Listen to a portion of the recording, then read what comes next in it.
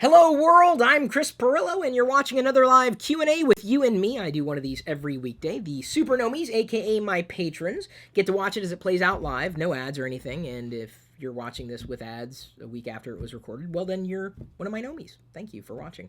Today's question is the best geek celebrity of 2014. Now, if you look at your invisible watch, if you're not wearing one, well, I know it was a joke, Jedi. This is obviously not a watch, it's a string. Right there. You can see that it's no longer 2014, but I can't really name the best geek celebrity of 2015 if we just started 2015. Well, I probably could, but that would really be kind of weird. So, my answer to this question is likely different from your answer to the question, if you've thought about it. A good geek or nerd, in my eyes, would be someone who's done something radical. Someone who is him or herself and has figured out how to live. I mean, just carve out a living, a career around themselves, and has a large amount of notoriety, which I realize anymore, those lines kind of get blurred. Like, what is a celebrity these days? I've been described as a celebrity. I disagree. I am not. I hate that label for me. Please, don't ever call me that. And, outright. Not internet celebrity, not web celebrity, just I'm Chris Pirillo. That's it. That's all I want to be. So, I don't think this is going to surprise anybody. The person that I'm going to name as the best geek celebrity for the year 2014, this past year. But before I tell you, I do hope that you're going to tell me who your best geek celebrity or nerd celebrity was for the year 2014. Because there's no right or wrong answer at all. This wasn't a contest, nothing special. It's just me telling you that I thought someone did something amazing. So this person has been in my life directly and indirectly for a long time. And they are a celebrity, and they're someone that I've looked up to for a long time. And this past year, they did something that really was so incredibly daring, bold, a leap forward, but it had to happen. And I recognize that there are certain things that I have to do in my career that have to be changed. Hence me building a production studio in the house apart from this workshop here. You've probably seen the vlogs as that's kind of played out. It's been really messy around here lately, which doesn't really thrill me to death. But either way, I realize that I'm facing certain changes that have to happen even if I don't want them to change. Weird Al Yankovic. He is my best geek celebrity or nerd celebrity of the year 2014 for one reason. When he released his new album, Mandatory Fun, he did it in such a way that it generated so much buzz.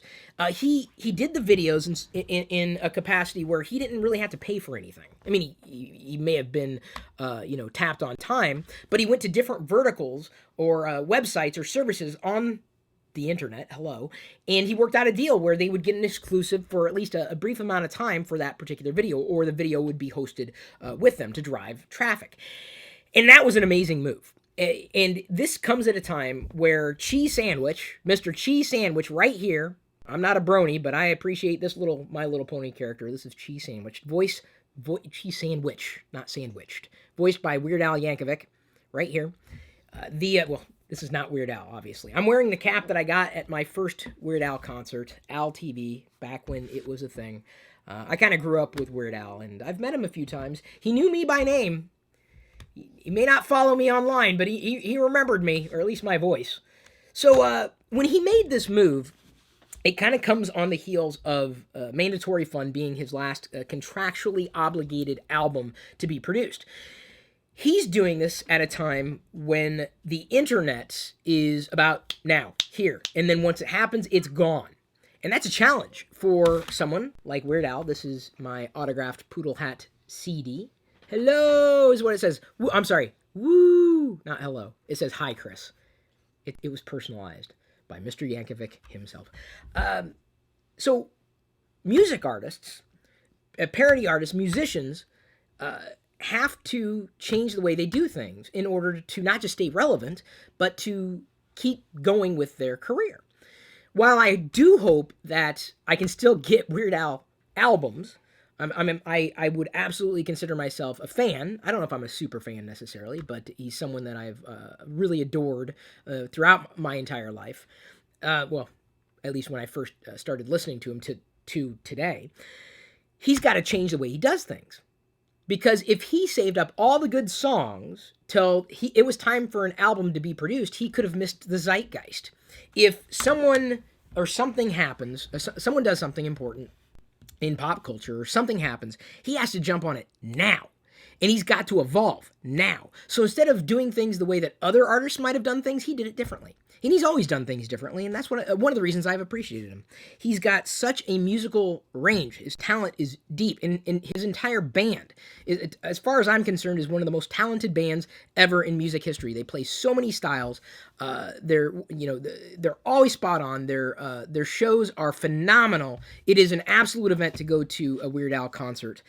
The value of adopting a new strategy and adapting to a changing marketplace is extreme. And I think Al pulled it off. Like very few musicians could. In the way that he did it with, doing these exclusives with web videos where he didn't have to pay for production, but the web services themselves would pay, and then of course in exchange would get web traffic, which would be huge because Weird Al's got a huge following, of course, online and long before online even existed, the internet before it existed. So I expect to see him, as he begins his Mandatory Fun tour, to continue to release not just singles, but become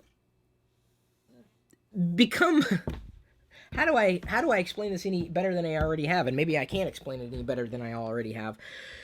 Become someone who's just as relevant today as he was when he first started releasing music. And to do that, you have to change. He had to change, and I think he's done a fair job, and I think he would have a good plan in hand, and I think he's evolved in the right way. As a fan, I really appreciated how he did it. No qualms at all. Mandatory Fun's a fantastic album. I have yet to experience a Weird Al album that wasn't a lot of fun. I always find something to appreciate, or a lot to appreciate in any given album. But even if he releases individual tracks and potentially compiles them into other, printed copies of albums, I think he's going to be able to continue forward just fine. He's got to face stiff competition from the marketplace where everybody goes to YouTube to get to music, or any place on the internet to get to music, and so he's got to move quickly, much more quickly than he had in the past to stay relevant. So I think he did an amazing job with the launch of Mandatory Fun. I'm not holding up Mandatory Fun right now because this is the one he autographed. I don't have a Mandatory Fun autographed CD right now. This isn't even the first one that I had him autographed. The first one I had him autograph was Bad Hair Day.